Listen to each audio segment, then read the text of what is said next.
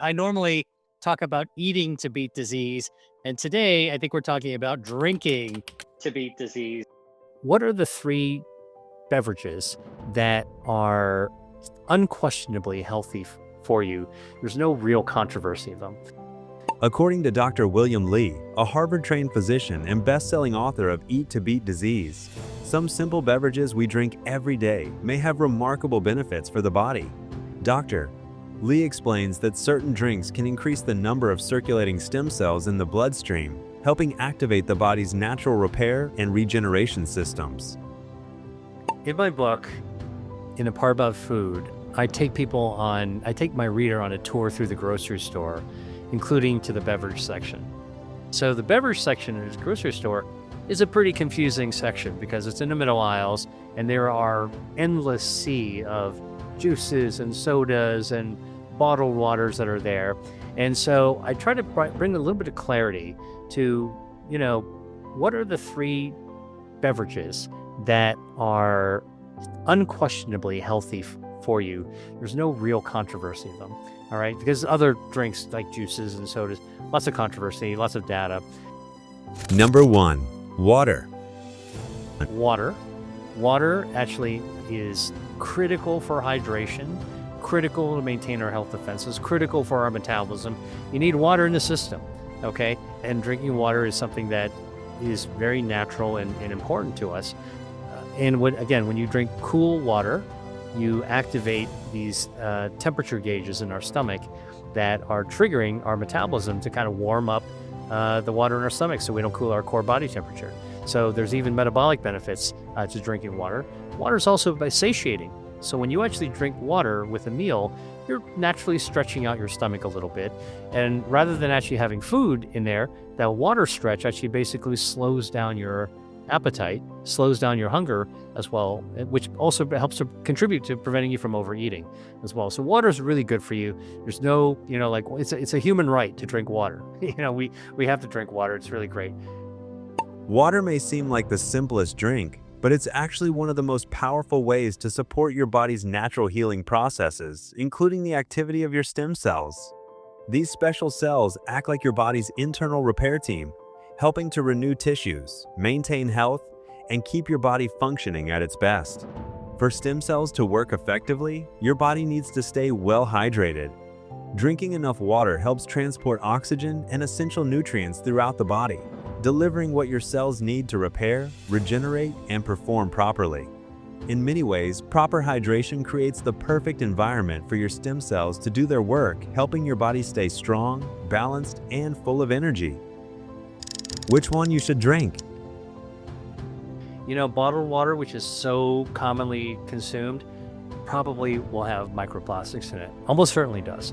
And even though the research hasn't clearly nailed what the harm of microplastics are, I would say it's probably not so good for you. We can find it like attached to a red blood cell circulating in our blood. That freaks me out actually to think about that. So if you can drink water, if you can drink water from a source other than bottled water, get a filter at home. How much should you drink? We all lose about half of the liquid every day through urine, stool, and our sweat. And of course, that depends on how active we are. If we're exercising and sweating a lot, we're going to actually lose a little bit more. If we're going to the bathroom a lot, we're also going to lose a lot as well, whether that's urine or stool. Get diarrhea, you're actually flushing out a lot of water. And by the way, there is also evaporation from your skin, and you lose about another half gallon invisibly through the humidified air as you exhale, right? So, you go in front of a mirror, you go, right? You'll see that the fog on the mirror, that's water vapor that's coming out of your breath, all right? That part, the evaporation, the humidity in your breath, when you lose that, that's called insensible loss of water. You don't even know it, all right? So you lose 3/4 of a gallon of liquid every single day that you need to replenish. And drinking water is the best and easiest way to be able to do it. Number 2, matcha tea. Matcha tea is actually good for you. Oolong tea, which is slightly fermented green tea, also has metabolic benefits, also has polyphenols. And then for green tea, if you have matcha, which you find in a ceremonial tea, you find in a Japanese restaurant, it's bright green tea. It's kind of opaque because it's actually made with powder, and it's the entire tea leaf that's powdered. A lot of people don't realize this, but matcha is super packed with polyphenols. You know why? Matcha is grown in a very particular way. 28 days before they pick the tea leaf to make matcha, they put it under shade. They basically cover it with a canopy, and a shade is there. So the tea, in response to the tea plant, in response to shade, actually wants to make more polyphenols. So they make anywhere from 30 to 300 times more polyphenols under the shade. All right. And then what happens when you pick the leaf, cut off the stem, and then they dry and powder the entire leaf. And so that's why you have so much more polyphenol. Matcha, a finely ground powder made from green tea leaves, is known for delivering a powerful dose of antioxidants. Because you consume the entire tea leaf rather than just an infusion, matcha provides a richer concentration of nutrients compared with regular brewed green tea.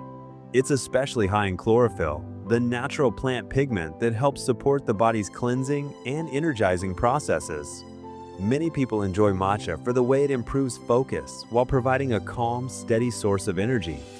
The antioxidants it contains also help support overall cellular health, giving your body's cells, including stem cells, the support they need to repair, renew, and function more efficiently. How to prepare and benefits of it. You get more, but rather than having it in a tea bag or loose tea leaves, you actually powder the entire leaf. So you're getting the entire leaf, including all the polyphenols. So you drink all the polyphenols, which is why you get 30 to 300 times more than just dunking a tea bag. You also get the dietary fiber, good for your gut microbiome. So matcha tea actually is quite amazing. Actually done a study to show that matcha tea extracts can kill breast cancer stem cells. Wow. I'm always amazed by that because, look, as somebody who's been involved with biotech development and cancer treatment development, finding something that could kill stem cells, cancer stem cells, like breast cancer stem cells, which is what makes cancers come back, is a holy grail. We don't have a drug for it, but here, matcha tea actually been shown in the lab to actually be able to do that. To me, is actually really jaw-dropping. Number 3. Coffee. The third, which I always drink, coffee has chlorogenic acid and many other polyphenols, but the chlorogenic acid not only boosts your health defenses, but it also triggers your metabolism and it stimulates your metabolism from going as well. A little bit of the caffeine, which I'm able to tolerate. Not everybody can tolerate caffeine, but I'm able to tolerate the caffeine. Caffeine also stimulates not only your kind of like your brain, but also stimulates your metabolism as well. Now let's talk about another favorite for many people, coffee. While most of us reach for a cup in the morning for its energy boost, coffee actually offers more than just caffeine. It's naturally rich in antioxidants, particularly a compound known as chlorogenic acid, which helps protect your cells and supports overall cellular health. Research suggests that these antioxidants may help reduce oxidative stress, the kind of cellular damage that gradually builds up over time and can interfere with how well our cells function, including stem cells. By helping to lower this stress, coffee may allow your cells to focus on their natural roles, repairing tissues, renewing themselves, and keeping the body functioning smoothly. Over time, this supportive effect may also contribute to healthier stem cell activity. And I'm not encouraging people to go after caffeine. I'm just saying that coffee is one of the third of the Holy Trinity. Coffee, tea, and water that actually is really, really healthy.